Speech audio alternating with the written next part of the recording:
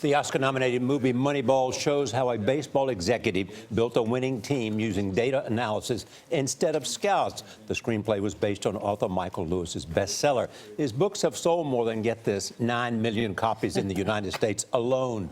3 of them became successful movies, including The Big Short and The Blind Side. Lewis takes on the world of psychology in his new book, The Undoing Project, a friendship that changed our minds. It follows the intense collaboration between 2 Israeli psychologists. Michael Lewis is with us now. Welcome. Thanks for having me back. So you were saying that you wrote this book. I saw this book and I had a Pavlovian response to start writing because this is where I drank my coffee out of as I was writing this book every day. Yes, absolutely. I had a habit of stealing mugs from talk shows for a long time, and so that's what I drink. So we're inspiring. So we are. I like that. All right, so tell me where you found this idea and why it was so intriguing. It grew out of Moneyball. I mean, that I'd written this book about this team that had thrived because baseball players were misjudged by their market. And it was a book about how people get misjudged by markets and how their value is hard to perceive. And the misjudgment was coming from people trusting their gut instincts, ex-baseball experts, and they couldn't see always who a good baseball player was and who wasn't in the same way you could with statistics. I never really got to the question, why do people misjudge other people? And I found in a review of Moneyball, 2 scholars, Cass Sunstein and Dick Thaler, wrote, Mr. Lewis doesn't seem to understand that these 2 Israeli psychologists who did a kind of study of the way the human mind functions when it's making judgments on uncertainty, and they described all the reasons baseball players are misvalued. And what's great about this, it's a story of friendship. Yes, it's more than friendship. It's love. It's love. Oh, You're right that they connected with each other. They're heterosexual men, but very heterosexual. But you said they connected with each other more deeply than anyone else. Even their wives noticed. They finished each other's sentences and they competed with each other. There was a deep love between the 2 of them. So their names are Danny Kahneman and Amos Tversky. And Danny said to me once, when he was describing his feelings for Amos, he said, "You're in love with women and all that. But with Amos, I was rapt." Yeah. And he said, and he liked me more than I liked him. Yeah. And they were, and I think the dynamics of the relationship were so interesting because they were with each other, unlike who they were with anybody else. So in a room together alone, they became different people. And so the relation, they brought things out of each other. And the work they did together was just so much better than anything they did separately.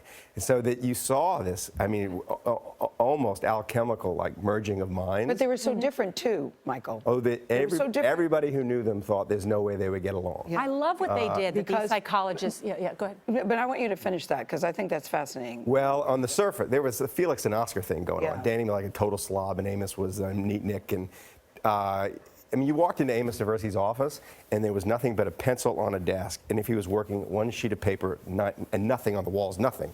Danny's office was such chaos that his secretary tied his scissors to his desk so he wouldn't lose them. But the big thing was, Amos was the most self-certain person anybody knew. He was totally sure of his own judgments. And he was often right to be sure. I mean, someone designed a 1-line intelligence test, and it was, the longer it takes you to figure out that Amos Tversky is smarter than you, the stupider you are.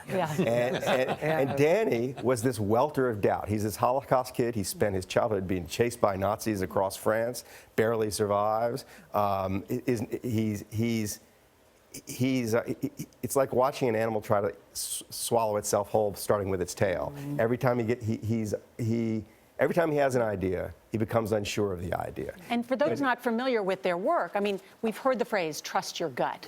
And you give so many examples about how our stereotypes lead us to actually make mistakes by trusting our gut or misperceptions. And instead, they, of course, relied more on science. But a good example would be what in this example? Well, sports is a really good example. Let's take one example I love is the basketball player Jeremy Lin, who became a star for the New York Knicks, but no one drafted him. None of the NBA teams drafted him. Nobody saw that this was. And he was a big high school star in California. And no college teams wanted him either, coming out of high school.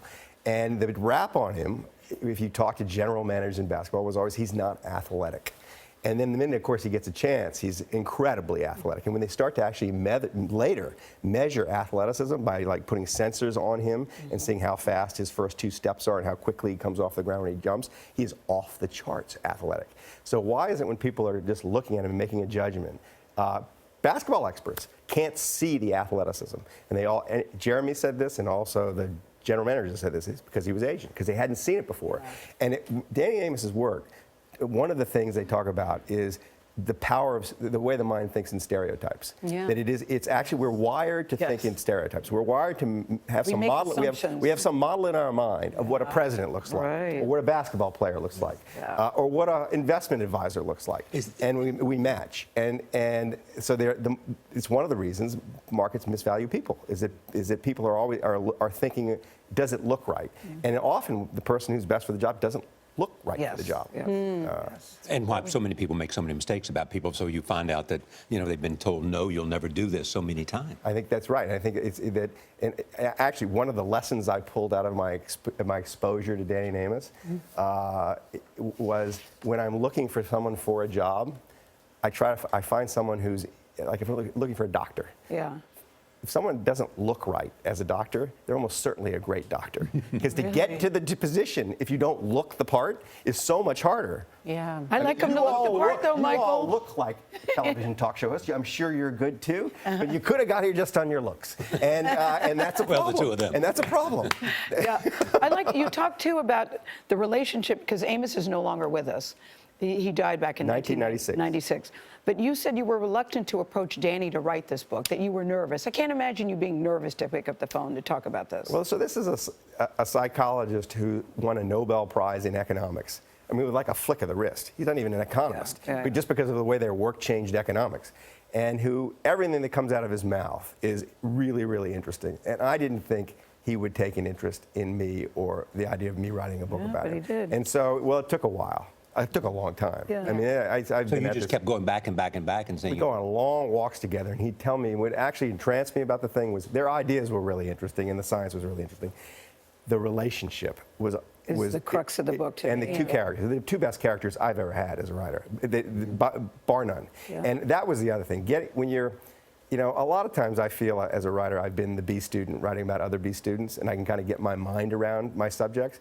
Here I was the B student trying to write about A students, and it was like I felt like a gnat trying to hug two elephants. Do you make decisions better now, Couldn't get my Michael? arms around them. Do you make decisions better now? What should we know about making better and good decisions? Well, time will tell if I make decisions better. And I have these two guys in my head when I'm making decisions, which is the characters have sort of imprinted themselves on me. But I think the big thing is, one of their big lessons is we try to make the world feel like a more certain place than it actually is. Our mind is always doing that. We think we should have saw Trump coming. We think we're dumb for not seeing that he was going to be elected. A lot of things we're dumb that we didn't know the stock market was going to go up. A lot of this is kind of unknowable or matters of probability. Gail knew. She did. Except for know. Gail, who knows everything. But in my case, preserving that sense of uncertainty while you're making decisions is really, really important, rather than needing total conviction. Michael, thank you. It's great to have you here. Yeah. Yeah, great to have you. Yeah.